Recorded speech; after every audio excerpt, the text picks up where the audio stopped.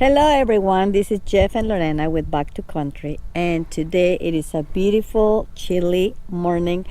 So the weather is telling me that officially fall is here. Right now it is 61 degrees.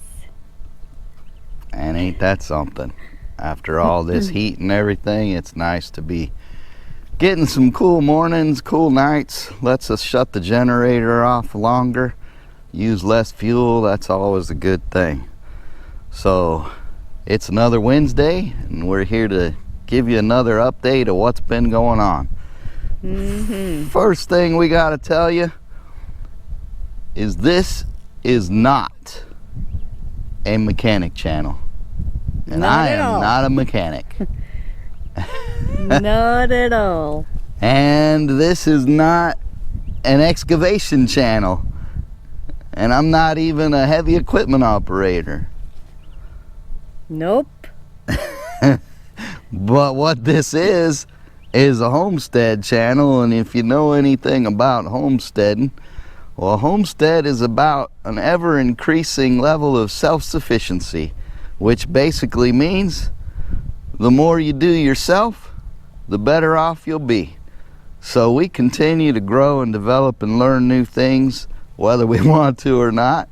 And lately it seems being a mechanic has been the number one requirement around here. So if we go all the way back to last week, we started off fixing a couple pieces of equipment. We got the mini excavator all fixed up and wrapped up everything there, and it's working great. It's all good to go. Haven't really used it, but just for, you know, a couple things doing mechanic stuff, but nope, it's good to go, running great. Everything's working, no leaks, so that's great.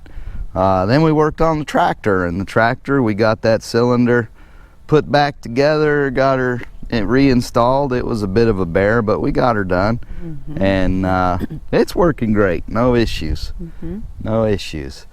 And then we worked on the beast, and I gotta be honest, that took a few days. I mean, we had to use the mini excavator Yeah. to lift out the motor, and that was a little bit of a challenge there. Yeah, Lorena ran the excavator while I kind of put that sucker in place, and got it remounted, got the hoses hooked up, new O-rings, etc., and got her all hooked up.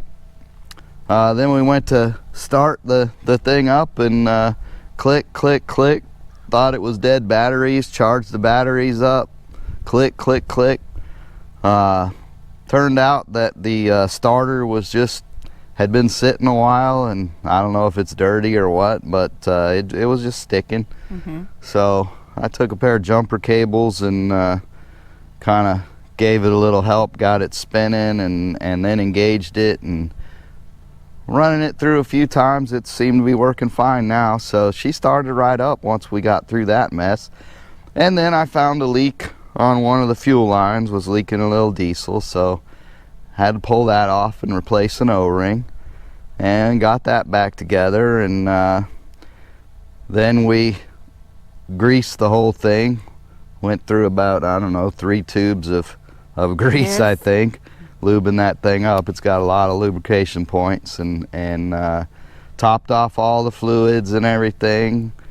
Got her running, moved 4 loads, so 4 loads, which is about 84 yards of dirt, and then dozed it out and everything, and that was pretty much the end of that day. So then the next day came out, which was yesterday, and started her up. She started right up. Everything was great, you know, checked fluids, went through all the maintenance, all that kind of stuff, started her up, and man, everything was going great. We scraped our first load, brought her down, dumped it.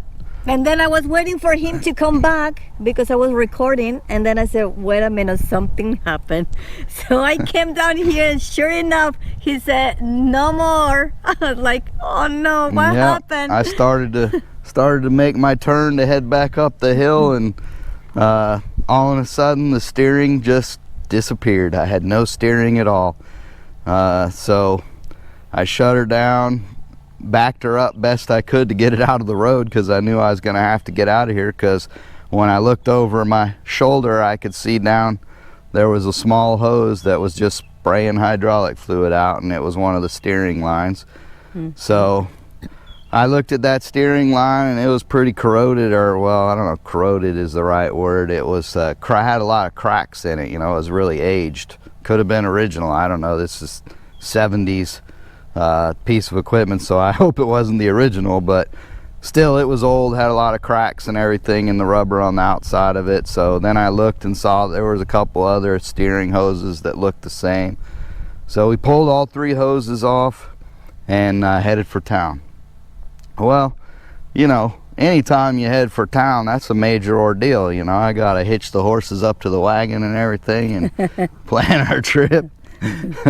And when we go to town, you can't just like run in, grab a part, and come back. I mean, if we're driving to town, we hit all the grocery stores, fill up any empty fuel cans I got, stuff like that, you know. So you got to make the trip worth it.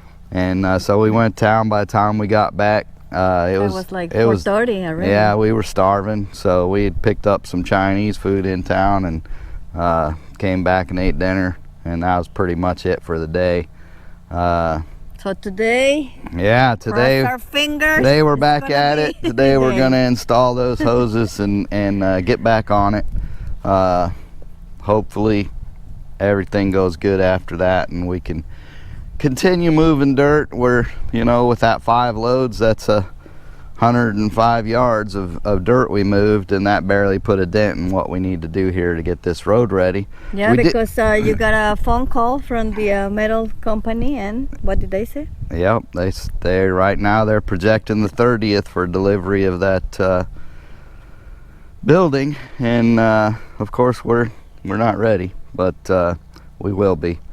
Whatever we got to do, we'll get her done, and we'll get that building in here, and then we'll move on to the next phase. We're, of course, way over budget, way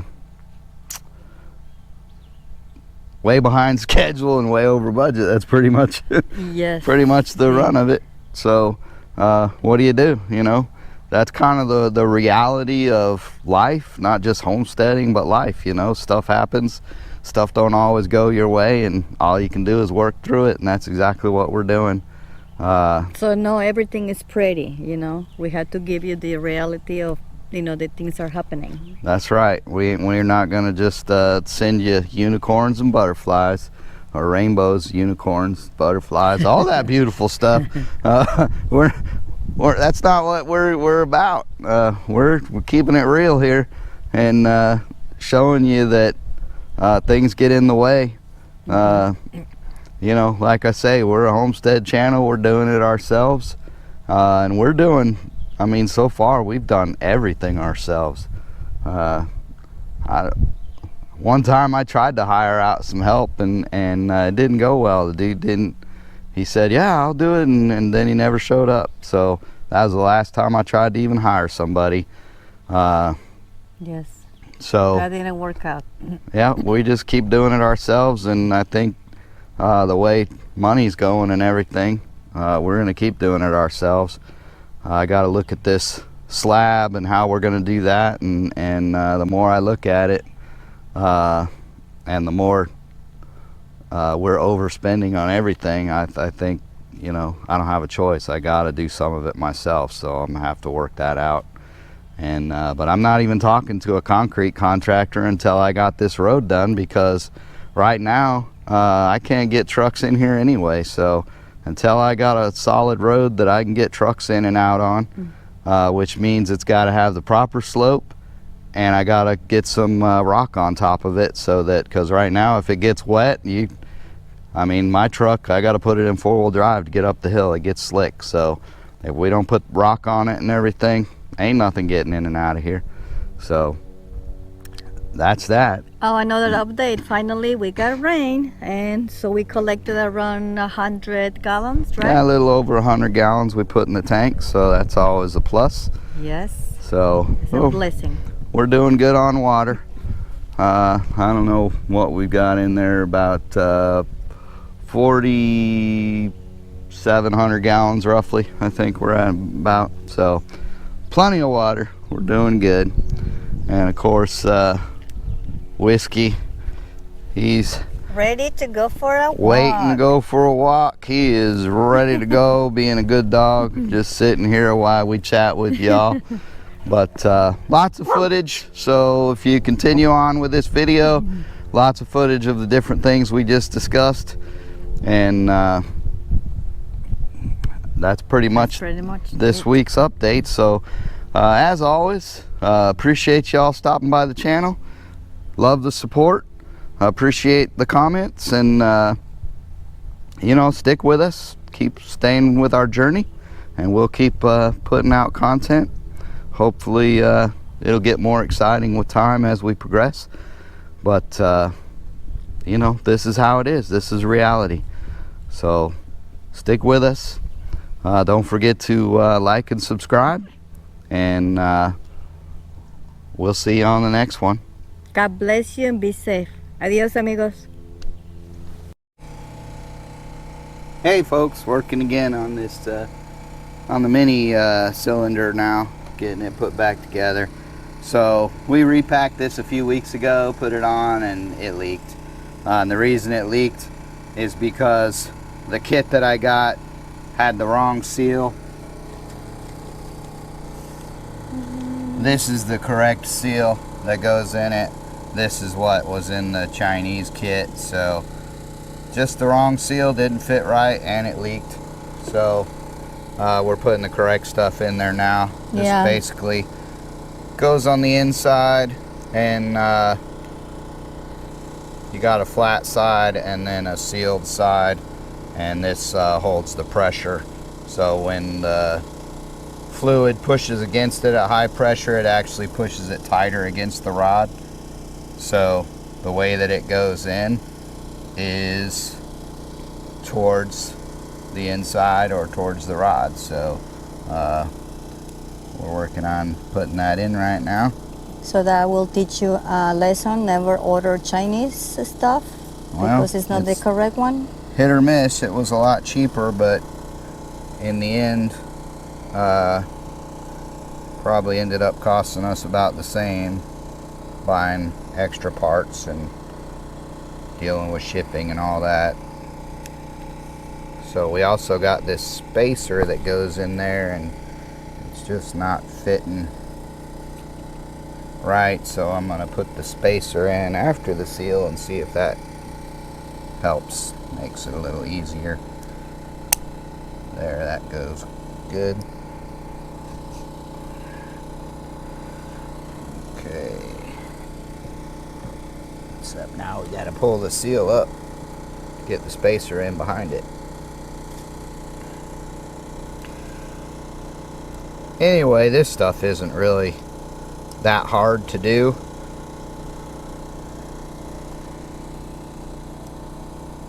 I think anybody could rebuild one of these things. You basically take them apart, get all the new seals, and put it back together the same way it came apart. And this belongs to what machine did you say? This is the dozer blade cylinder from the mini excavator.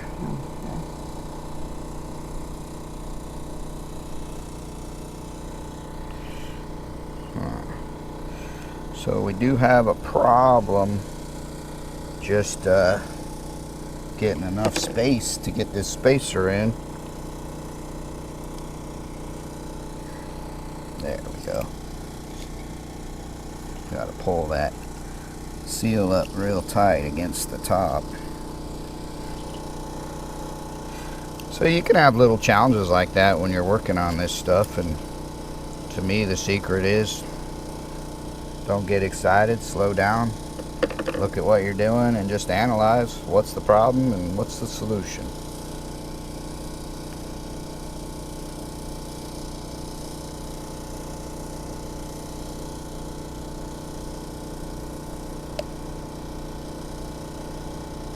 I'm trying to avoid recording you from above you, because I don't want to record you your old dirty hat. that you always wear. I don't know why. Okay, folks, so Lorena always gives me a hard time about this dirty, nasty old hat. Why do I wear it? So the reason I wear this dirty, nasty hat is because when I'm working on mechanic stuff, I tend to get greasy. And if I wear a good hat, then I'm gonna get my good hat greasy. And I don't want to ruin a good hat. I already ruined this hat. So instead of ruining another hat, I just continue to ruin this hat. But it's not like you don't have any more hats. You have like 50 more hats. So I wear this hat when I'm doing mechanic work, because I get my hands all greasy and I'm constantly sweating and pulling my hat on and off. And so I pretty much don't care if this hat gets greasy or not, because it's already nasty. Just having a hard time getting that to fit.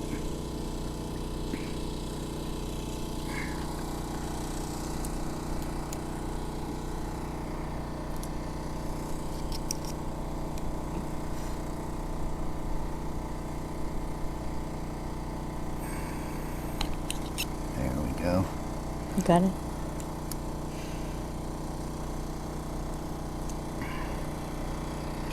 And so that's not a seal, so it doesn't have to be like a perfect edge or anything, because it's not sealing. It's just a spacer that holds that seal tight up against the front of this, so it can't slide back and forth as the rod moves in and out. So I guess that's supposed to be a real tight fit, and it sure enough was. And so that looks good. That was what we had to replace. So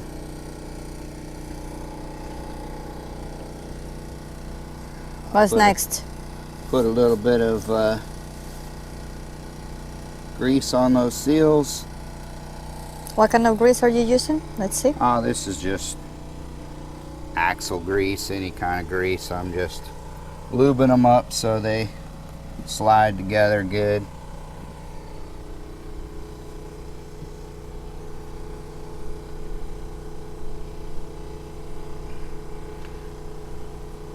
Then the hydraulic oil will take over after that. Keep it lubed forever.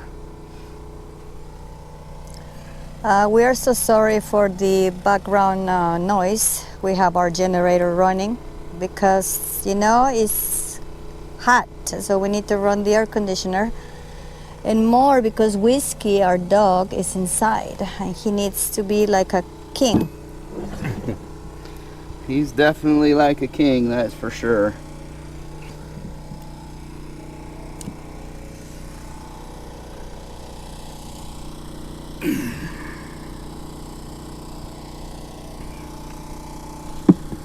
Got it. Okay, so that fits on real tight. That's how you want it, because that's got to keep that hydraulic fluid from leaking out. Then we're going to put this back on.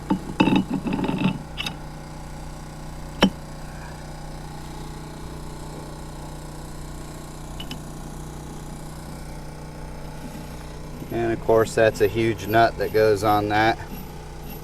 Lorena and I were talking recently that the biggest challenge of dealing with all this heavy equipment and everything is the bigger the equipment, the bigger tools you need. And if all you got is tools for working on your cars and things like that, you're gonna need more tools. And so I'm constantly buying tools. Of course, I've always been that way. I've got lots of tools, and since I've had heavy equipment, now I'm constantly buying big tools. So just comes with the territory. But all my old wrenches and everything are too small.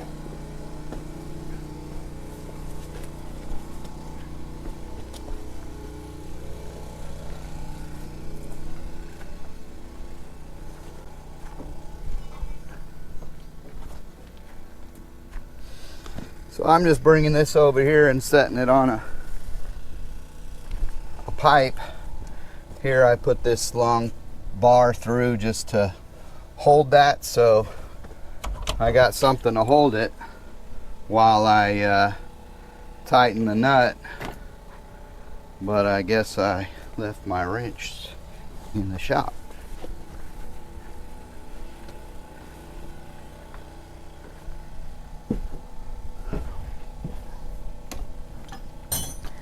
Yeah, we had to put a lot of things away because they were predicting rain, so we had to put everything away.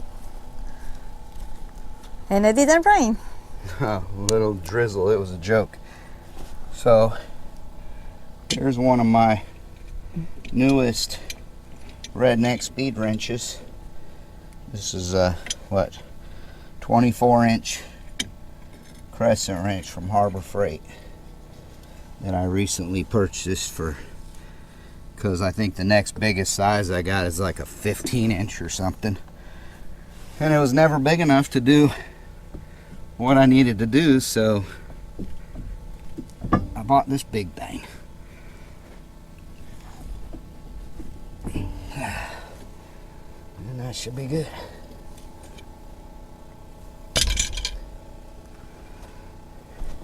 Nice and tight.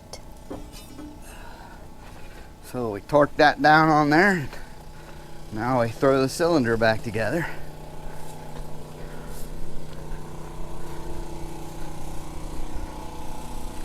So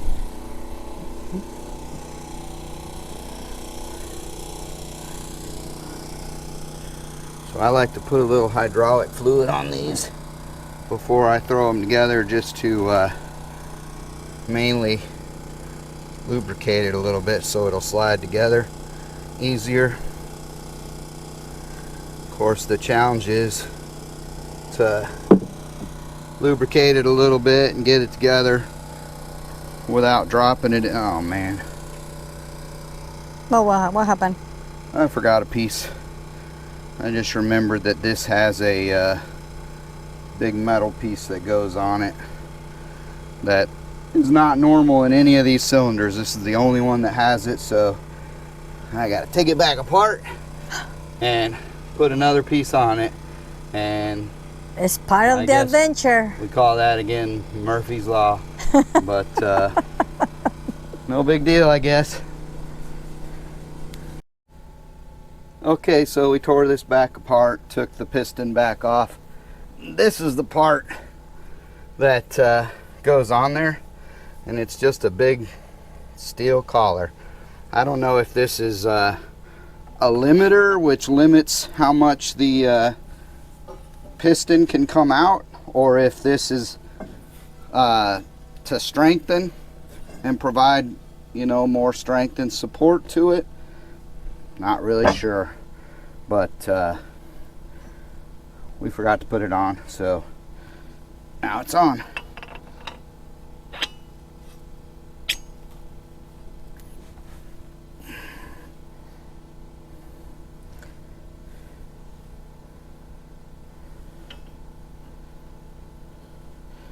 But that's the way it goes. Sometimes you forget stuff, and luckily I didn't progress too far through it and then get it all put back together and walk in my shop and see that other part sitting there and go, where'd that come from? And then remember, oh dang, that goes in that cylinder, and then have to pull the whole thing apart again and do it all over.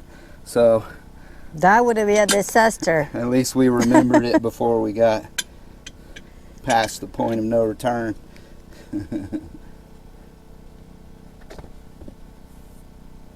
Again, that's it. You didn't forget something else, right? No, that's it. All right. Now we'll take this thing back over. Actually, you know what? I'm not going to take it back over because it weighs twice as much now. So I think it'd be easier to bring the cylinder and stuff over here, clean this up a little bit, and then put it together that way.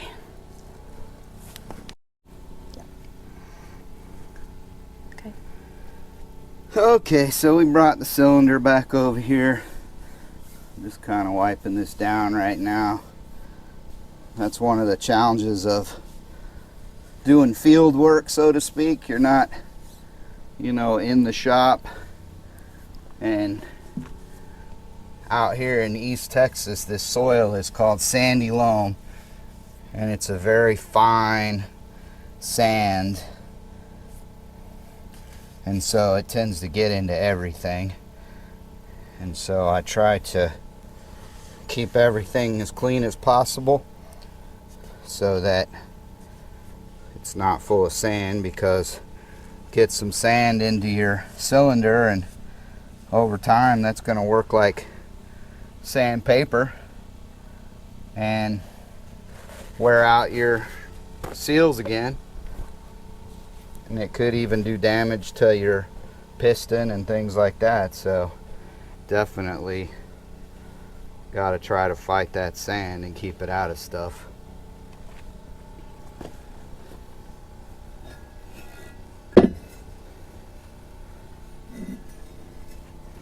So now I'm just going to try to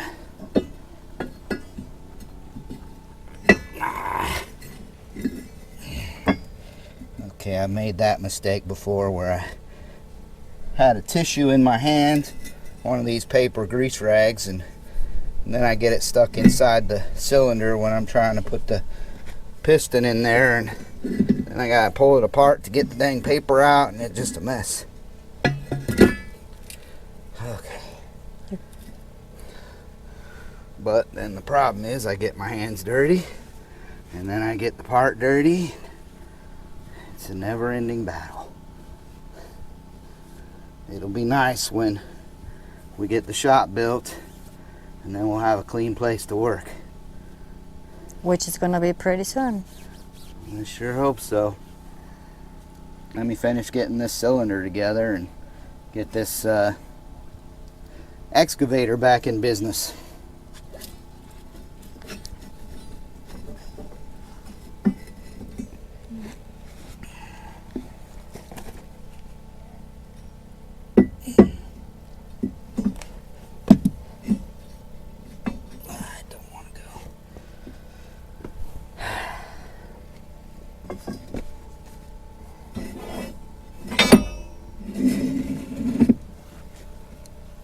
This is about what, like 100 pounds, I think? It's pretty heavy.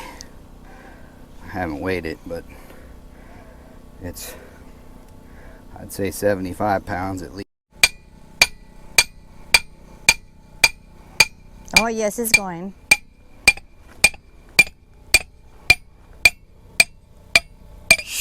There you go.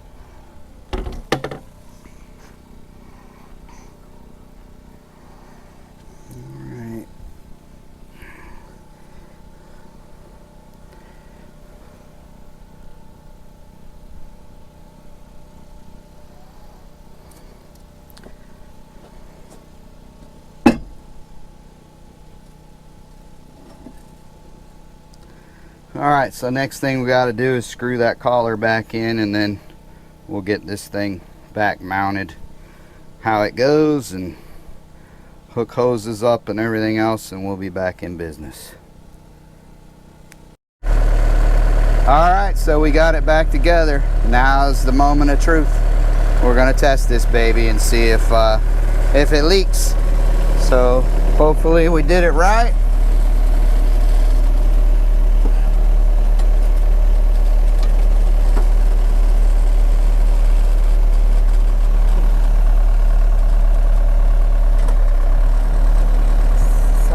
So good. I think he got it. Alright, it doesn't seem to be leaking. Let's give it some throttle and see what happens when we put it under full throttle pressure.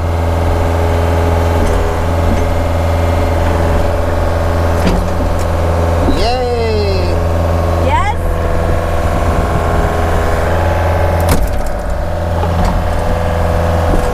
No leaks. It works. Another successful mission complete. And it works! Successful! You Yay. won a we beat Murphy again. All right, we're here near Gladewater, Texas, picking up a 3,000 gallon water tank.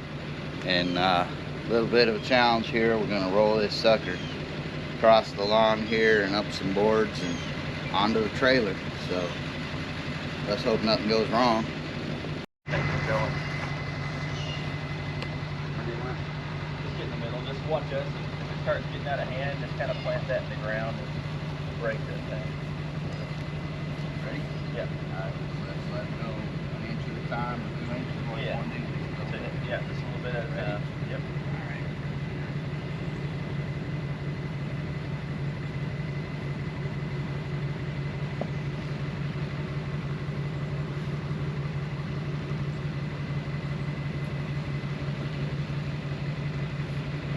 So far, no problem at all.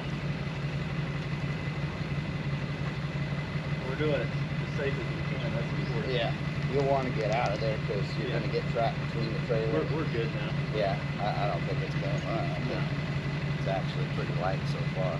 It's lighter than I thought So it was far. gonna be. This will be the challenge now, is trying to, Get it up. you know, you got more of those 4x4s You got it, or was yeah. that it? It'll roll up there. I don't think it's gonna hurt these. Now these are pretty sturdy. Okay, Yeah. let's give her a roll.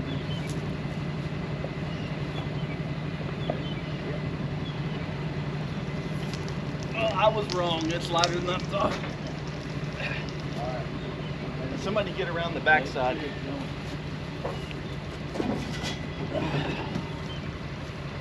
All right, hold on. Let me get back. Okay. Good? Yeah. All right, here it comes. Wow. I'm good. I'm not straining or anything. We up against the blocks yet? Yep. Perfect. It's right in the middle too. Yeah. So all we gotta do now is strap her down. Thanks for coming over, bro. I appreciate it. Yes, thank you. That was way easier than I thought. I thought it was gonna be a nightmare. Now we just need to strap it.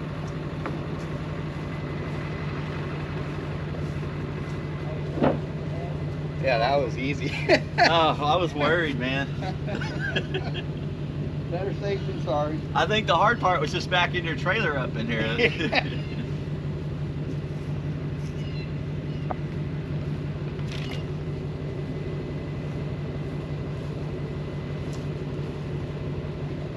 I got it. If you want to tug on, you want it right here? Just, yeah, clip it on the side there anywhere.